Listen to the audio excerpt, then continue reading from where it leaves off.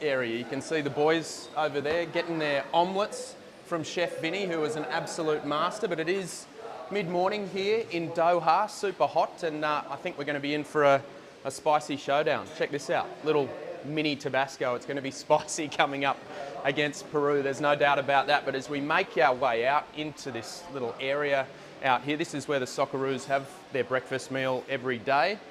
And over here it's coffee time with a couple of Socceroos. Boys, what are you sipping on here? We've got Nick D'Agostino and Bailey Wright. What have you opted for, mate?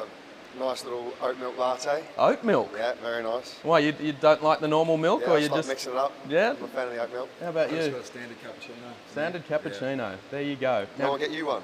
Well, I'm hoping one's coming. Someone has to sort me out. Come on. What is this? We need some service here. No, the service. Benny's on the go. How good has the service been, though, here, guys? Like, we are mid-morning, nice, air-conditioned, nice, controlled environment. Out there, it's about 40, 41, 42 degrees, howling. It's like a hairdryer on you too, but how have you enjoyed... Oh, there you go. Hey, talk about service. Here it comes. How have you enjoyed your time here in Doha so far, being in this camp? Yeah, it's been good. I think we've kind of said it's a home away from home for us, actually. Certainly here we've played a lot of our games, so we're used to the heat. We know the hotel well. The service has been incredible. We get looked after, everyone here, all the staff, everyone who comes across. So yeah, it's been nice. It's been an enjoyable week, enjoyable couple of weeks, but it all comes down, to Monday. It's getting pretty... Yeah, to the pointy end of things. Can you just describe for people back home the heat out there? Like, it's next level, isn't it? Especially when it's cold and winter back home. Here, man, we've dialed it up to 10. Yeah, it's pretty extreme. I was actually out there yesterday morning, just sitting by the pool for a little bit, and there was. Yesterday was the most intense, wasn't it? Yeah, it was. I think it got up to about 47 degrees yesterday. Wow. So. It was quite hot. UV is pretty high as well. So yeah, got a little bit of tan hopefully. Getting there. But no, we just I was in the sun for about 10 minutes and had to go in the cold pool because it was just too hot. So it's nice inside, nice and aircon. So yeah, stay inside for a bit. So Arnie has been getting up every morning and going for a swim over at the beach. Have you been hanging by the pool or getting down by the beach to kind of refresh each day? I think when you're growing up an Aussie, our beaches are pretty good. That's nice. Yes, yeah, I know what you're saying. Nothing compared to our beaches. Yeah. So I'm more of a pool man, or ice bath, jacuzzi. Yeah. Man, has been the new favourite here because it's that hot. The beach is nice, but I'm from the peninsula, so I'm used to some nicer beaches than that. Yes, they are, and the water's like a lukewarm bath, so it's not that refreshing over that way. Can you give us an idea of what your daily routine is? I mean, kickoff's at 9 o'clock at night here, so you're kind of gearing everything a bit later, aren't you? So a bit of a sleep in the morning and then breakfast, and what goes on from there? Yeah, so a bit of a sleep in, obviously come down to breakfast, have a coffee, get an omelette from Vinny,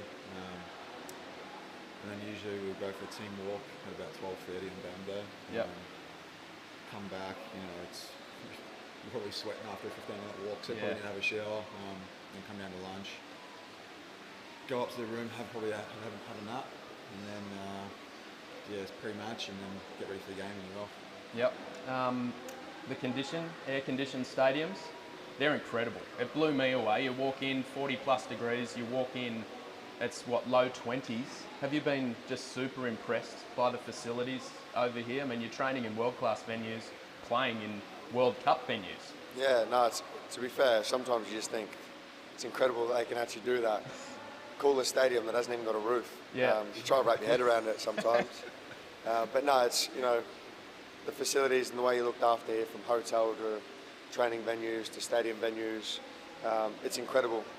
Obviously it's a taster of what can be and what the World Cup's going to be like. These venues are incredible. They're set up brilliantly for fans, spectators. So to be able to play in these, train in these venues, we're lucky. They're world-class facilities. Yeah.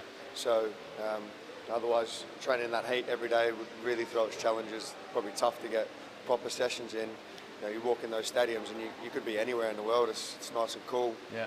Do the sessions, and you kind of forget where you are a little bit because you then step out the stadium and then you're dripping again. So it is incredible. We get looked after really well, and it's going to be a great host.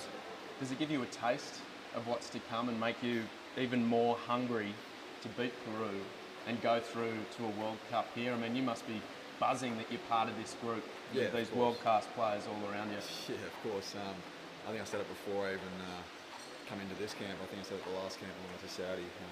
There's so many big-name players that come into the Socceroos camps, and I was lucky enough to be a part of the first one, and I've got another taste now, and I'm hungry for more. And like I said, like Bailey said, there's world-class facilities here, and we're lucky to be able to use them and get a taste of what's to come when we qualify. It's going to be a great experience in November and December, that's for sure. Yep, well there you go. It's going to be a great experience. Let's hope the Socceroos get there, that's for sure. Now this is interactive, of course. Some questions have been sent through. So Jezza 1244 has asked, who's the best player you've ever played against? Oof. It's a tricky one. Sometimes you play against these players that are unbelievable players. They don't necessarily have a good game that game, but they're still world class.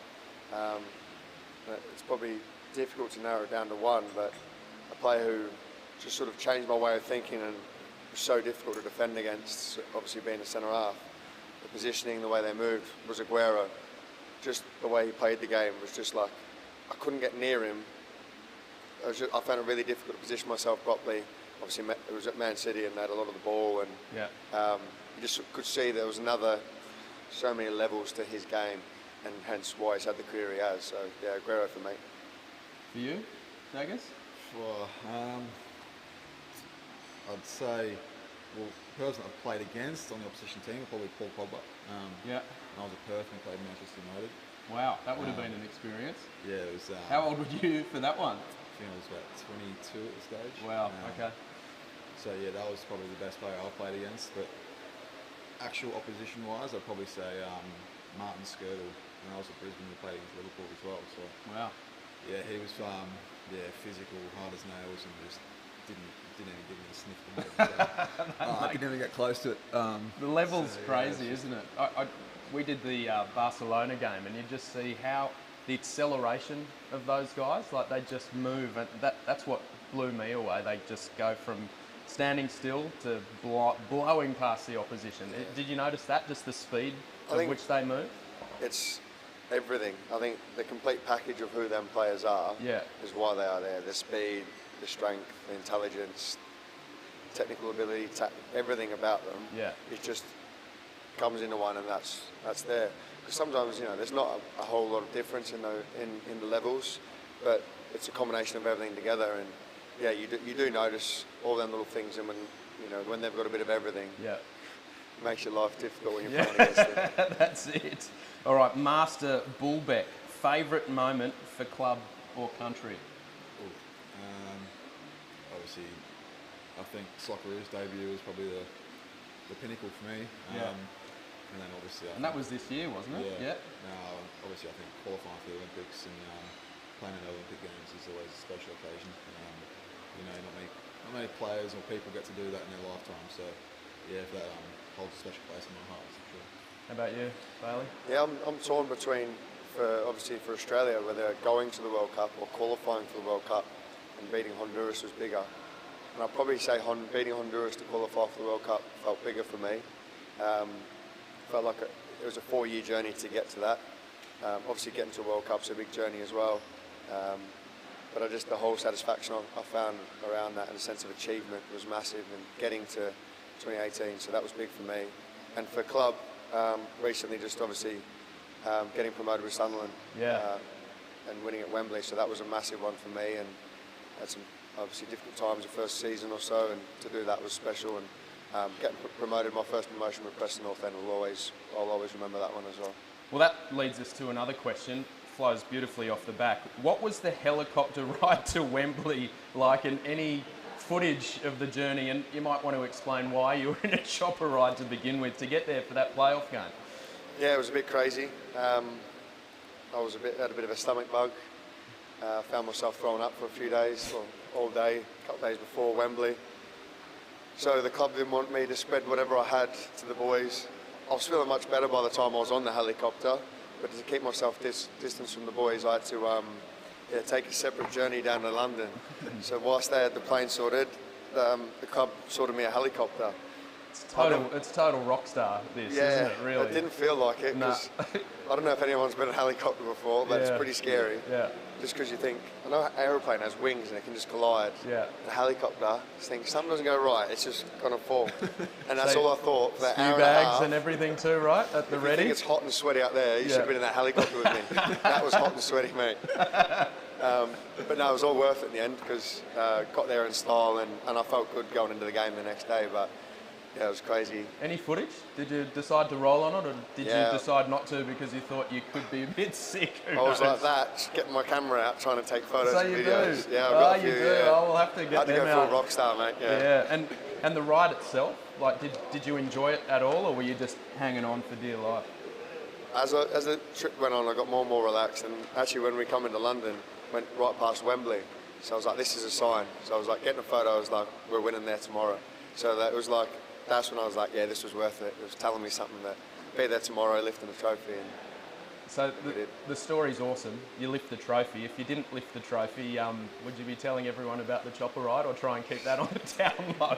I would have tried to have kept it on the down low, right? But I took off from a golf course near where I live in Durham, and it was actually in the golf driving range. So the guy on the golf course shut down the golf driving range. So everyone was just stood there. Helicopters coming to land. Thinking, who's this for? Everyone stood there waiting with their golf clubs. I walked out the helicopter like, felt so big time. Oh, that's so cool. And it was just like, so I think it would have got out one way or another. Yeah. Now you need to get the Victory to start flying around in choppers, hey? That's in the budget, isn't it, for next season? I don't think that's quite in the budget. I might have to keep driving myself around, but hopefully in the near future. How was that season for you? I mean, from watching on, we obviously had the rights to it this year, which was great, and you were lighting it up every game. How much did you enjoy this season, especially where I know you wanted to win the thing in the end, but you know, Victory last year. Yeah. You won some silverware as well. You must be pretty pumped with how things went under Popper this year. Yeah, obviously, you know, I love working with Popper. I've said it many times, but yeah, it's just obviously a disappointing way to finish. You know, we were so close, and we felt so confident going into that semi-final game, and it was just, yeah, like I said, disappointing way to finish. We just didn't really rock up on the day, and you know, it was a good season overall. You know, we won silverware, FFA Cup, we won that, and yeah, it's nice to lift a bit of silverware at the end of the season. But yeah, we're obviously ultimately disappointed in the way it finished. But yeah, personally, it's been my best year to date, so yeah, I can't complain, and it's got me here. So happy days. Ecstatic. We've got a question for you from James D'Agostino. What did Nick buy me for my birthday? Please explain. Absolutely nothing. You're not getting nothing. I seen him in the shop mall, actually. He was looking for something the other day. Were you? No chance. I'll see you in a couple of weeks when I get home. I'm your present. He was in Rolex, I think. I swear he was. Ooh. Yeah, right. And I've seen the prices here. I thought tax-free would be sorted, and I walked in, you do the conversions on your phone, you're like, hang on a second, when a club sandwich is setting you back $50, you know you're in a bit of trouble if you go into a Rolex store. There's no chance I'm going over there. So James, can you explain for everyone at home, James? Yeah, he's my oldest brother. He just turned 30 yesterday, so he's getting on in a bit. Big one as well, 30, and you got him nothing. Nah, absolutely nothing. James, I'll have a word with him. Yeah, don't worry. Good. Here's another one coming through from Jacob. Who's the greatest of all time, Tim Cahill or Messi?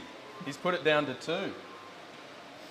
Well, it's got to be Timmy, hasn't it? Of course. Got to be. And he's been here, right? So we've seen him in the foyer up here. He addressed you guys before the UAE game. What did, I guess, he impart on you guys about what it is to play in a World Cup, what it means, as you said, to qualify for a World Cup? But how good was it to have the legend that is Timmy here to pump you guys up? Yeah, I mean, he's still same old Timmy. He's humble as ever, and he always has been in his career. And he's always been someone who wants to help in whatever way that is. An authentic leader, that is who he is as a man. And he gave us some words of wisdom, I think, for someone who's been there, done it from Australian footballers' point of view, or in world football. Like, he's so well recognised for his achievements. You know, the amount of World Cups he's been to, the amount of goals he scored for Australia, and he always had that determination, probably the same at the end of his career as he did at the start.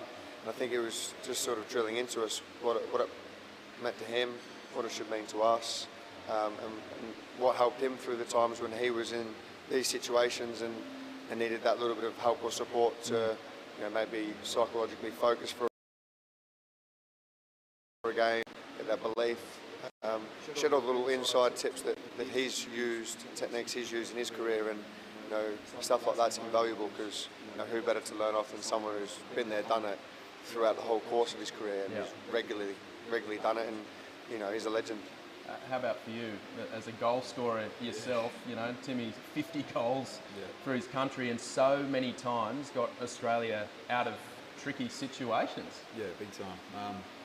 No, he came and spoke to us younger players in the group, and just he said he was always approachable if we needed to speak to him. And that's awesome. Personally, for me, as the youngest number 9 in the group, he came and just said, just go out to training every day and just show that you want to be there and you want to play, and that you're keen and motivated to step onto that pitch. So it's just when you're speaking to someone like that of his stature, you've got to sit back and listen because he's been there and done it all. So he's certainly got a presence about him. Even when he's up in the foyer, everyone's kind of looking around going, well, hang on, is that Tim Cahill? This guy's an absolute legend. He just has that aura about him, which is cool. Now, you guys might notice this too, which is celebrating 100 years of the Socceroos.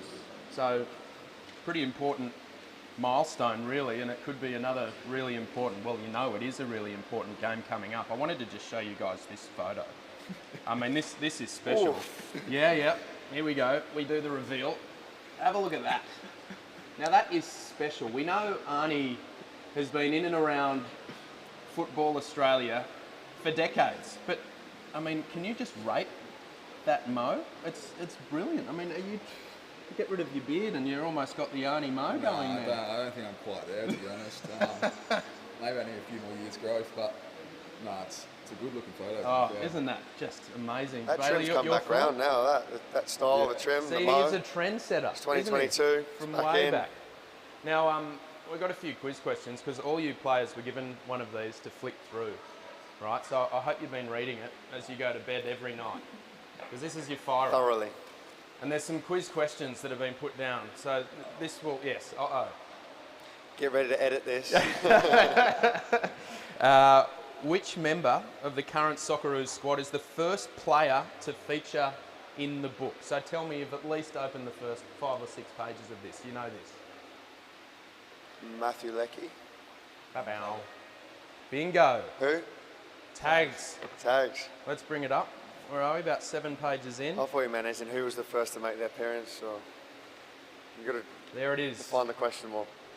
Okay. I'll try and do better next time. Sorry, Bales, ripping you off. There you go. Good photo, actually. It is a good photo. There's some absolutely cracking shots in here. Which Socceroos player is pictured with his 3 daughters in the book? Current, up here now. No.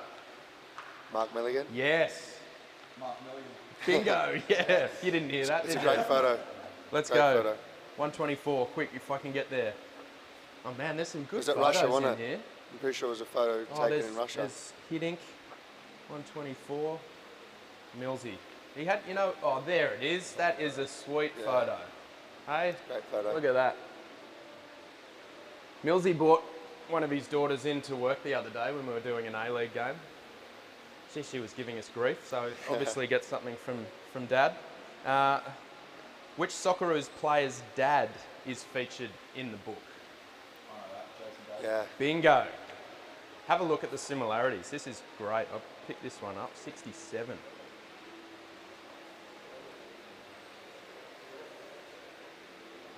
Wow. I mean, bit of purple hair in there, don't you think? Yeah. Got the mullet going as well, yeah. Yeah. I reckon Jace should bring back the mullet, He needs to. He needs to do something. And can you tell Bring me, it back, why slot his aren't you dad. guys getting Jace to make his hair like gold or green and gold or something? He's still rocking the purpley kind of stuff in there. Give us a thought now, I mean, why? Is it? That's all come out? Just going back to safety. While we're here, how's Steve Corica too? Look at that. Haven't the jerseys changed too? Yeah. Like they're now all pretty much spray on, aren't they? So back then you're running around with a parachute on your back. Crazy. And then true or false, a picture on 71. So let's get, oh well, I can't turn it over yet because you'll cheat. Featuring the late Frank Arrock includes the presence of current Socceroos head coach Graham Arnold. True or false?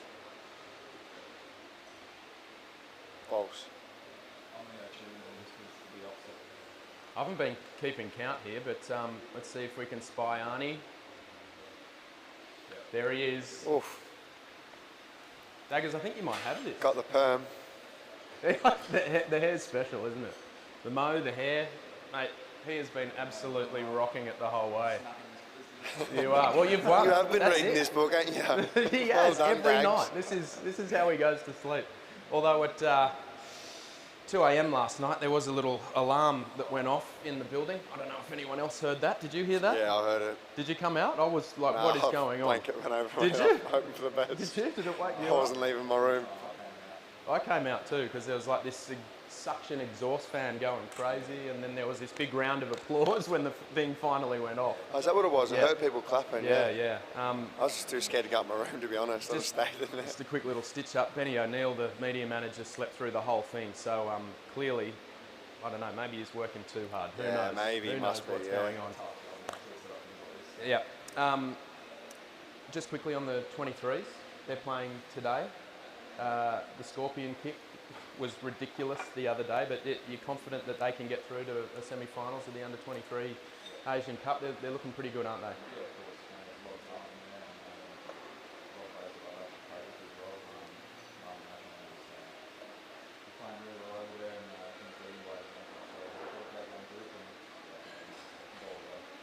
And then what about you guys going all the way? How pumped up, how fired up are you guys for this one against Peru? The Peruvian supporters have arrived here en masse, but I mean, there's almost shades of 2005 here playing a South American team. This one game that can make or break this 4-year cycle for you. How fired up are you guys for this showdown on Monday night here? Yeah, like, these are the games that, this is why you want to be a footballer. It's why you want to represent your country when there's, something at stake, something to play for, and obviously a World Cup on the line. I think right now the atmosphere in and around camp is quite calm and relaxed, and sticking to our routines and our approach for the game. Come game day, we'll be pumped, ready to go. We're preparing every day, making sure that we're all fully ready to make sure that this is one to remember. And yeah, there's a chance that all of us, to go on the history books here. Yeah. So yeah, it's special. You can sense it in the group, can't you? I mean, there's a real great camaraderie here. I've been lucky enough to be staying at the hotel. I can see it around. Everyone's just, on the same page, and I'm wishing you guys, and I'm sure all you guys back home are wishing these guys and the rest of the squad in there having some brekkie all the best. So thanks for your time this morning, and have a good session today, and we look forward to Monday night. Can't wait. Bring it on. Thank you for watching at home. Cheers, everyone. Thank you, guys. Thank you. A comeback in the goal from Jackson Irvine. What a strike from Aidan Rustic.